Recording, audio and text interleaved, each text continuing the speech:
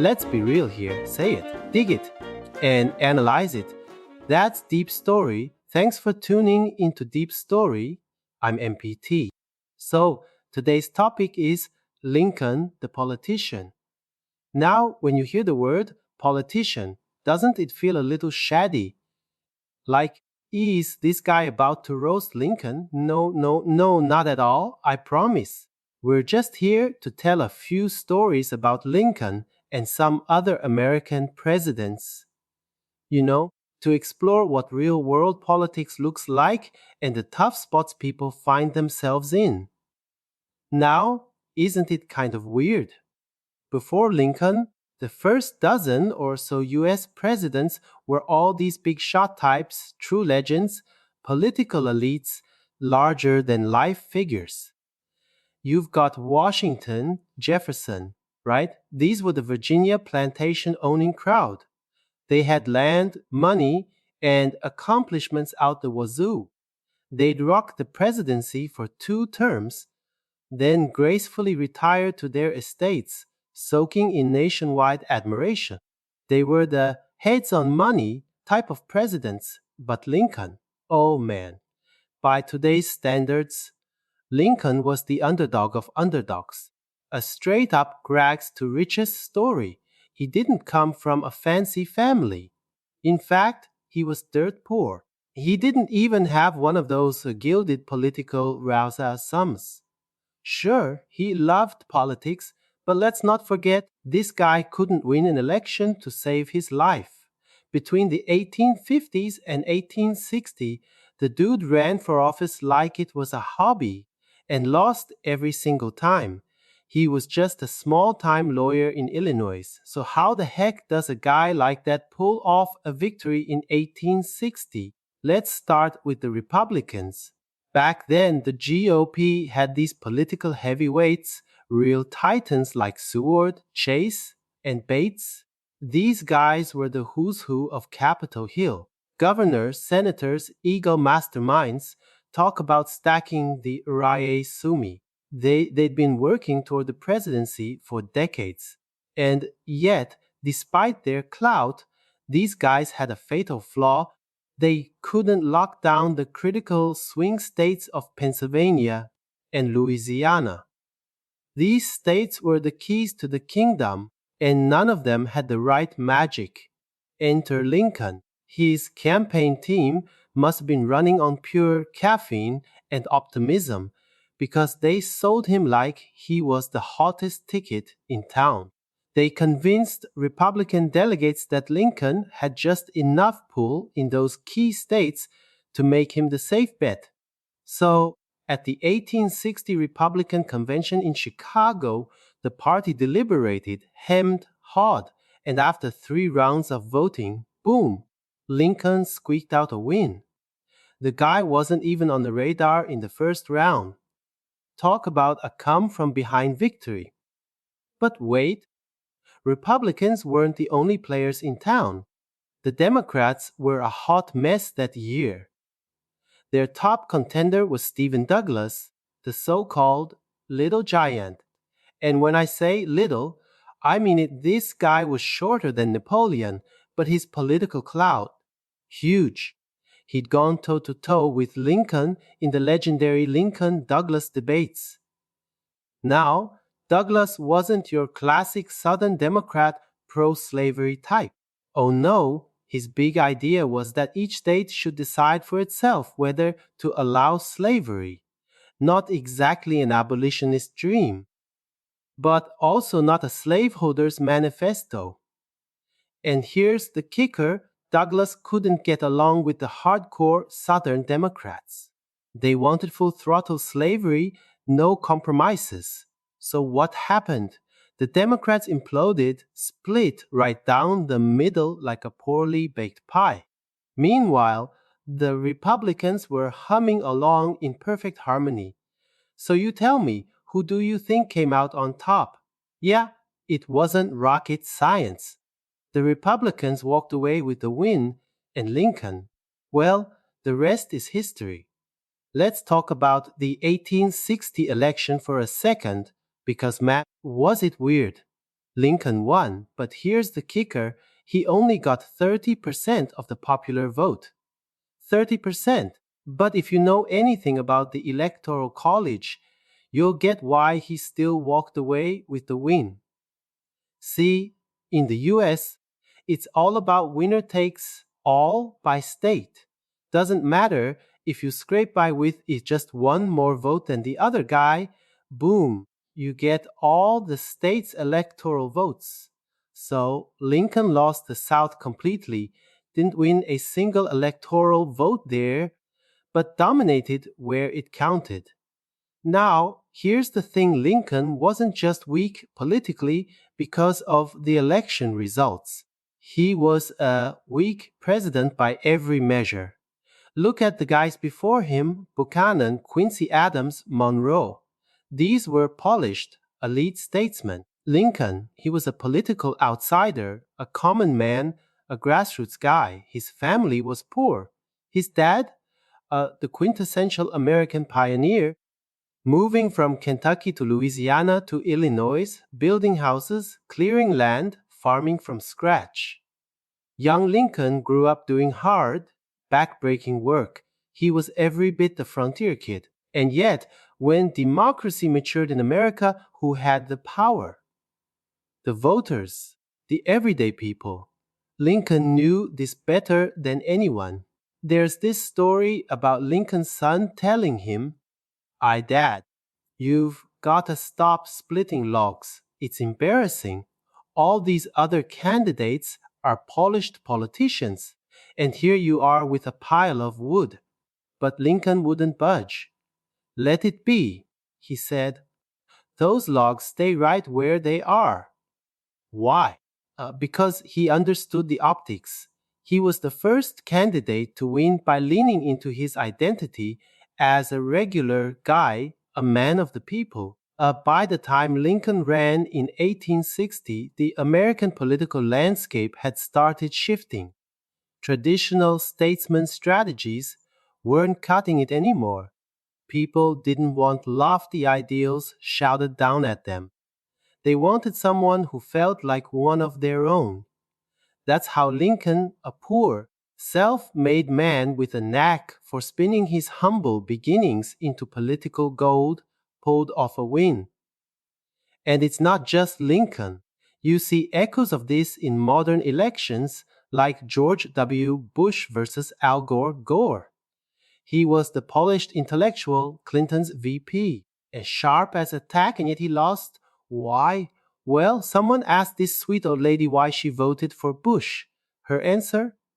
Priceless.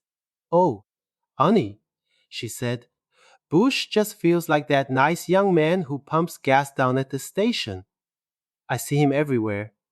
Gore, he's too smart, like a professor. I don't know if I trust that." And there it is: relatability beats brilliance. You know, there's a subtle but telling difference between the English words statesman and politician. A statesman is a leader with ideals, vision, and gratification. Not so much. The word carries a whiff of cynicism, not as much as the Chinese equivalent, but still. Lincoln himself once said, "A politician is someone who stands apart from the people." Oath?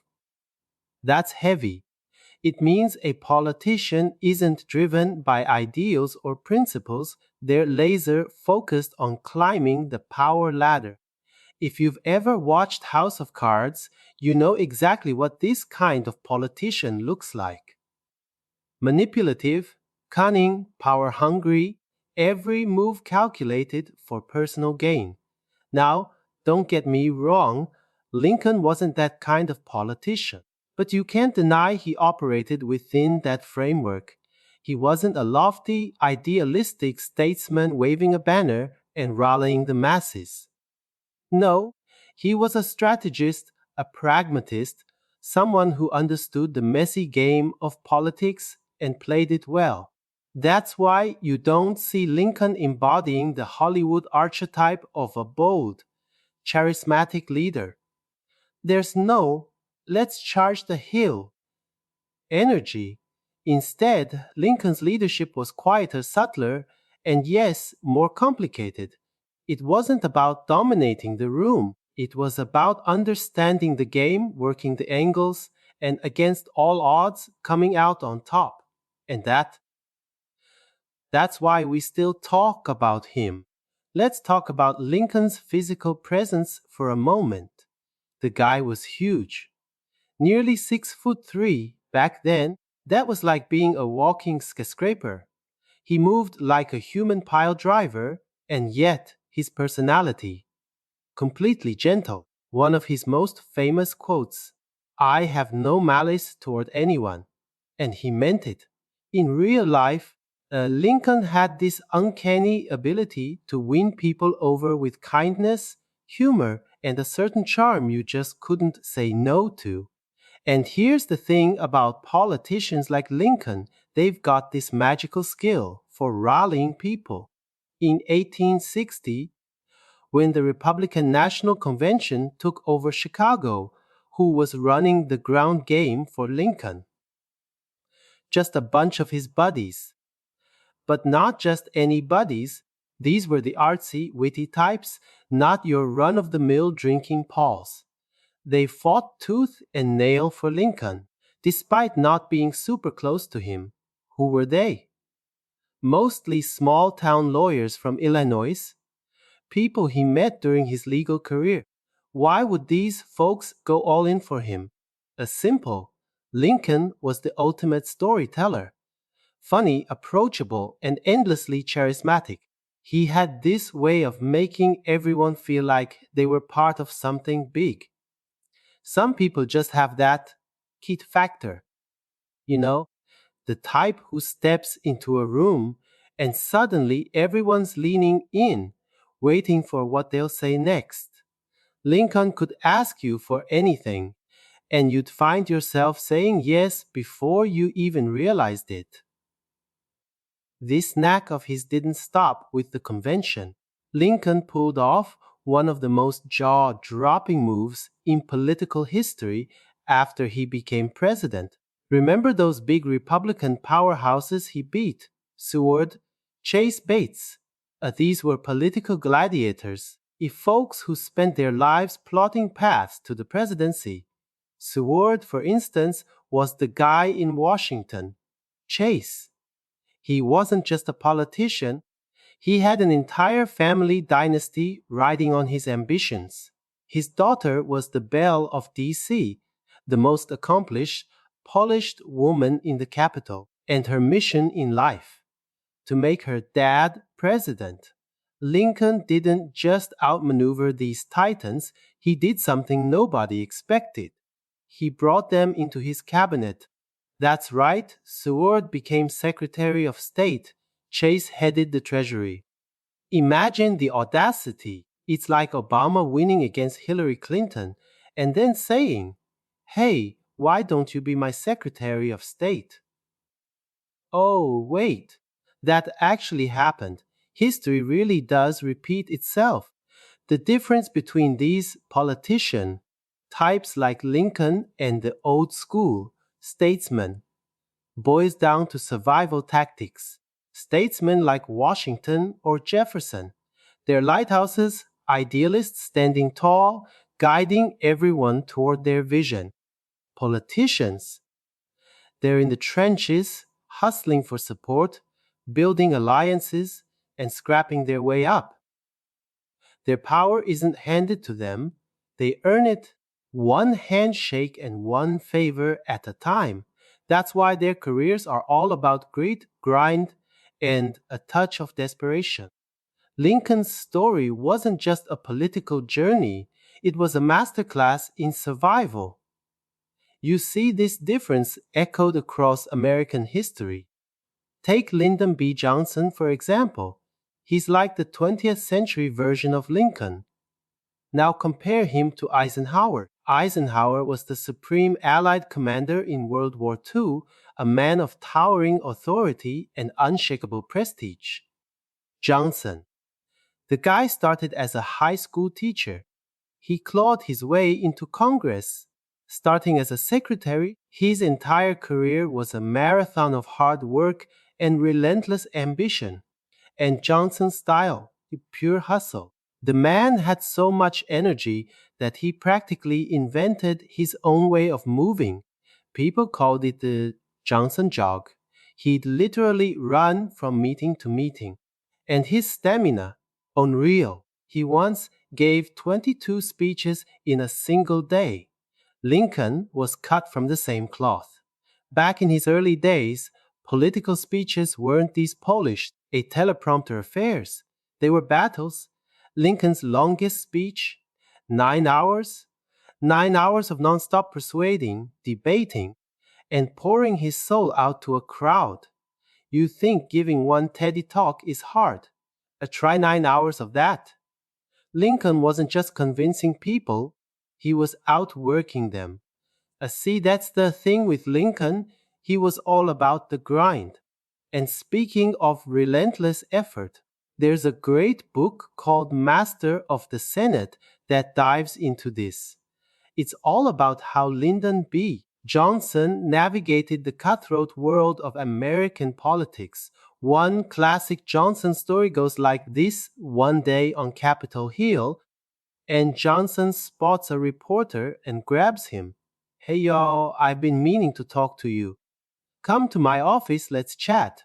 So, the reporter follows him, and Johnson tells his secretary, "Get me a notepad." He scribbles something, then starts gushing to the reporter. "I've been following your work. It's brilliant. Let me tell you my thoughts." For over an hour, Johnson flatters the guy, talks policy, and lays it on thick.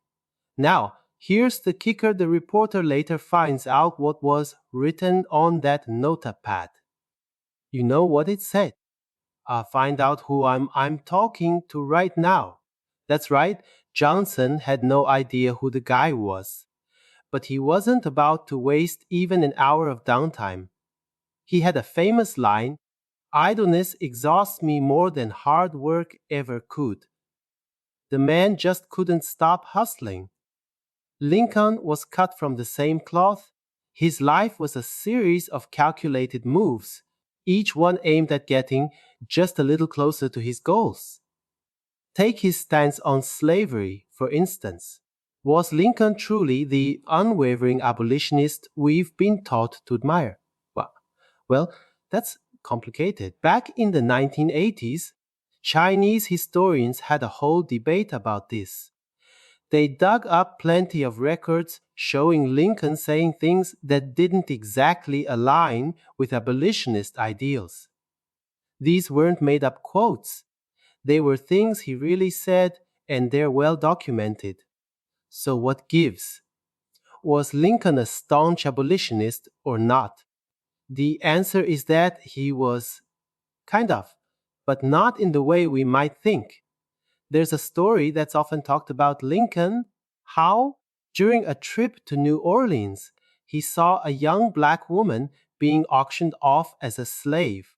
The sight supposedly pierced his heart and turned him into a lifelong abolitionist. Sounds moving, right? Yeah, it's probably fiction. Lincoln grew up in Kentucky, which was a major hub for the slave trade. A quarter of the population there were enslaved people. His wife's family are slave owners. He didn't need a dramatic moment in New Orleans to grasp the brutality of slavery. It was all around him from childhood. What's more revealing is how Lincoln navigated the politics of slavery. On one hand, he's in Illinois telling people he's not in favor of granting black people full equality with whites. On the other hand, he's down south in Charleston assuring the crowd, "I've never advocated for black and white equality, never said they could vote, be judges, or marry whites, not once." And you know what?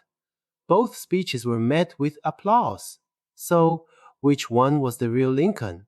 The answer is neither and both. The key is understanding the logic that ties it all together. Lincoln wasn't just pandering, He was playing the long game. As a politician, his priority wasn't to champion ideals in isolation, it was to move the needle toward a world where those ideals could become reality. That's what made him so effective.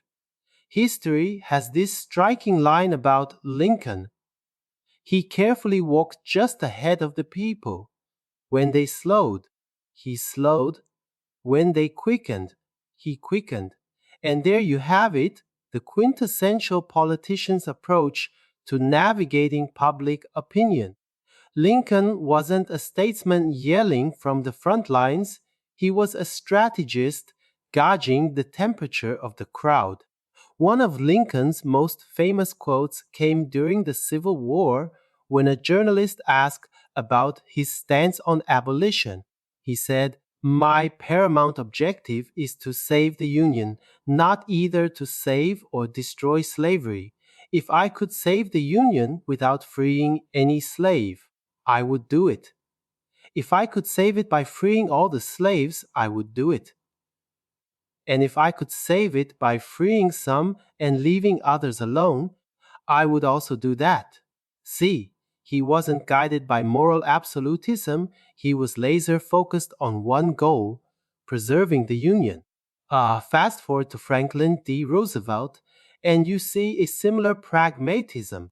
One of the defining debates during FDR's presidency was whether the US should maintain its tradition of isolationism. Isolationism wasn't just a passing policy, it was practically written into America's DNA. Why? Geography. With the Atlantic to the east and the Pacific to the west, Americans had long felt comfortably removed from the world's chaos. Let Europe and Asia handle their mess, they thought. We'll mind our own business here on this fertile, peaceful land. This mindset can be traced all the way back to George Washington's farewell address in 1796. That speech. Not an off the cuff moment, it was a carefully crafted essay published in newspapers, essentially Washington's political last will and testament. The core message: don't entangle yourselves in foreign conflicts. Later, Thomas Jefferson put it even more colorfully: let the Russians grab the ox's horns, let the Turks grab its tail, and we Americans, we'll just milk the cow. Classic Jefferson. The idea was simpler: let the old world squabble while the new world prospers. But by the time FDR came along, that kind of isolationism wasn't just outdated, it was dangerous. The US had the largest economy in the world, and democracy itself was under siege by Hitler in Europe. Roosevelt understood that America couldn't just sit on the sidelines anymore. The stakes were too high and the world was too interconnected. The responsibility of being a global leader, unavoidable. Roosevelt had learned from history, particularly the story of Woodrow Wilson. Back in 1918, Wilson led the US into World War I, and for a while, he was riding high. He pushed for the creation of the League of Nations, even attending the Paris Peace Conference in person. But when he came back, everything fell apart. During his absence, the US Congress had flipped, and his political opponents now controlled both houses. Wilson toured the country, exhausting himself to rally public support for the League. But Americans weren't buying it. Isolationism won the day. The US didn't join the League of Nations, and Wilson, heartbroken, admitted on his deathbed, "It seems I misjudged the people. Their decision was right, and I did not keep up with them." A haunting epitaph for his presidency. Roosevelt wasn't about to make the same mistake. When he ran for president in 1932, he leaned into isolationist rhetoric to win votes. He distanced himself from Wilson's legacy, insisting, "I have no intention of involving America in European politics. I am an isolationist though. The move outraged internationalists, many of whom had been his allies. They called him a hypocrite, a flip-flopper. But Roosevelt brushed off the criticism, famously saying, politics is about one thing first, gaining power. And there it is, that same pragmatic streak you see in Lincoln. It wasn't about clinging to ideals, it was about understanding the moment, reading the room, and doing whatever it took to move forward. Both Lincoln and Roosevelt knew the same truth. Sometimes, to lead, you don't just charge ahead, you adapt, negotiate, and yes, even compromise. After all, as politicians, their job wasn't just to envision a better world, it was to figure out how to get there, one calculated step at a time. Let's dive into Roosevelt's political playbook because the guy was a master at reading the room. Back in 1932, when isolationism was the gospel of American politics, one of its loudest preachers was media mogul William Randolph Hearst. And Hearst, he publicly endorsed Roosevelt, saying, "Vote for FDR. I've turned him into an isolationist." That's how Roosevelt swept into the White House, wearing the mask of an isolationist. But here's the thing, once Roosevelt got in, he didn't fully follow that isolationist script. He understood that a true leader needs a direction, a vision, and his moves, oh, they were subtle, deliberate, and often brilliant. One classic example, the quarantine speech. Ah, picture it. Isolationism is in full swing, and Roosevelt gives a speech comparing Hitler's aggression to a global plague. What do you do with a plague? He asks. You isolate it. Smart, right? He didn't outright call for war or meddling in European politics. Just one word, isolate. It was a trial balloon, a way to test the waters of public opinion. But even that was too much. The isolationist hawks pounced on it, sharpening their impeachment knives. Roosevelt, always the pragmatist, saw the backlash and immediately hit the brakes. He stopped talking about quarantine altogether. See, that's how savvy politicians operate. They push, they prod, and when the timing's wrong, they pull back. Over his unprecedented 4 terms, Roosevelt mastered this push, then pause strategy. Take 1940, for instance. World War II was raging in Europe, but America hadn't entered the fight. Running for his 3rd term, Roosevelt and his Republican opponent both promised voters, "I will never send your sons to war." It was an isolationist love fest, each side accusing the other of secretly plotting to drag the US into conflict. Yet behind the scenes, Roosevelt was methodically preparing for war. His approach, day by day, brick by brick, in 1937, when Japanese bombers hit a US ship on the Yangtze River, killing American sailors, it could have been a flashpoint. But Roosevelt held back. He knew the timing wasn't right for open conflict. Instead, he used the incident to convince Congress to approve a $1 billion investment in rebuilding the Navy. And in the 1930s, $1 billion was an eye popping sum. It was all part of his strategy, quietly laying the groundwork, one step at a time. Roosevelt also began phasing out isolationist officials in his administration, replacing them with people who shared his vision. It wasn't flashy, but it was effective. He understood the long game, wait for public opinion to ripen, then act decisively when the moment came. And that moment, December 7, 1941, Pearl Harbor. When Japan launched its surprise attack, Roosevelt seized the opportunity. He raced to Congress and delivered a 6-minute speech that would go down in history. The result? An overwhelming vote to declare war on Japan, pulling America into World War II. Even then, a few isolationists voted against it, but Roosevelt knew the tide had turned. The isolationist era was over. Roosevelt's leadership style was a masterclass in patience, preparation, and seizing the moment. He didn't just react to events, he shaped them step by step until the path was clear. Like Lincoln, he understood that leadership isn't about charging ahead alone, it's about bringing the people with you, one deliberate move at a time. Public opinion in a democracy. Oh, it's a fascinating beast. Right before World War II, 9% of Americans were all like, let Europe deal with its mess. We owe the Brits nothing. Didn't we fight against them once? Isolationism was king. But as the war loomed closer, you started to hear a subtle shift. Well, maybe we could lend a hand to the Brits, even if it's risky. By the time Nazi Germany crushed France, American public opinion flipped completely. Even hardcore isolationists started declaring isolationism is dead. The Nazi threat is too great.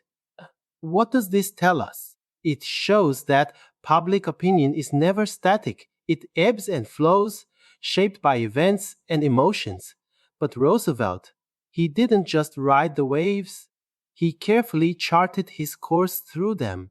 His approach was to inch forward with the people, never too far ahead.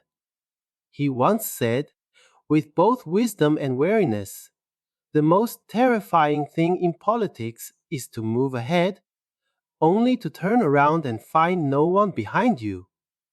That's Roosevelt in a nutshell, constantly recalibrating, staying just within the bounds of what public opinion could bear. This interplay between public opinion and leadership isn't unique to democracies. Even in monarchies or authoritarian regimes, rulers can't completely ignore the pulse of their people. But in modern democratic societies, this dynamic has evolved into something far more complex. In the age of elite politics, people yearned for a statesman, someone well educated, morally upright, and unwavering in their principles. These leaders were seen as beacons of hope, their wisdom guiding the masses. Yet, as mass communication advanced, the balance shifted. Public opinion began to exert an ever stronger influence, pulling leaders back from lofty ideals to pragmatic realities. Politicians morphed into politicians, more cautious, more reactive, and often less inspiring. So, what separates a good politician from a bad one in this era of public opinion? Here's where Machiavelli comes in with his famous concept, the lion and the fox. Machiavelli argued, the fox lacks the lion's strength, but the lion lacks the fox's cunning. A great leader must possess both qualities. That's Roosevelt in a nutshell. A biography of his even borrows the title Roosevelt, The Lion and the Fox. It perfectly captures his dual nature. Roosevelt wielded fox like cunning, manipulative, calculating, even ruthless at times, to achieve lion like goals, strength, leadership, and transformative change. So, what's the real difference between a good and a bad politician? It's not about morality, after all. The profession itself is inherently amoral. The real measure is whether they possess the fox's craftiness to achieve the lion's grand vision. Do they have the patience, skill, and guile to pursue the greater good, even when it means getting their hands dirty? That's the mark of a leader who can truly navigate the messy waters of democracy.